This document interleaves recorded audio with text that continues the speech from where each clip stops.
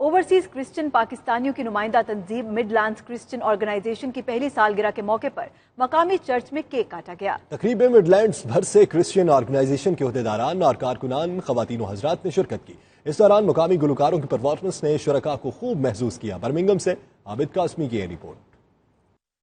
Overseas Pakistani Christian community बरतानिया में मजहबी त्योहारों में दीगर कम्युनिटीज के साथ मिलकर पाकिस्तान के मुस्बत पहलू को उजागर करते रहते हैं। मिडलैंड्स क्रिश्चियन ऑर्गेनाइजेशन की पहली सालगिरह के मौका पर भी पाकिस्तान के मुस्बत पहलुओं को उजागर किया गया। मुकामी गुलकारों परवेज सरदार, रोज यूसुफ, सोनिया मसीह, जॉर्ज अनायत और दीगर ने लाइव परफॉर्मेंस के जरिए अपने मखसूस अंदाज में गीत सुनाकर शुरका को खूब महसूस किया।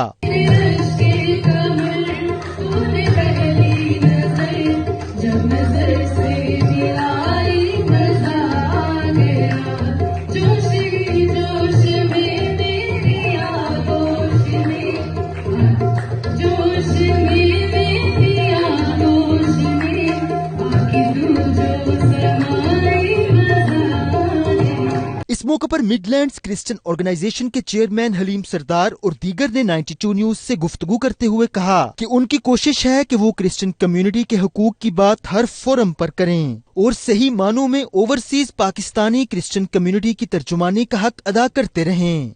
आज एमको जो ऑर्गेनाइजेशन है, मिडलैंड क्रिश्चियन ऑर्गेनाइजेशन यूके, इसका मेन मकसद ये है कि अपने लोगों को तरक्की के मौके फराहम करना और दूसरी कम्युनिटी के साथ मिलके काम करना, ताकि जो हमारे मसीही कौम है उनको ऐसे मौके मिले जिससे मसीही लोग आगे बढ़े। पास्टर गुलबर्ट ने पाकिस्तान समेत दुनिया भर में अमन के कयाम के लिए दुआएं की।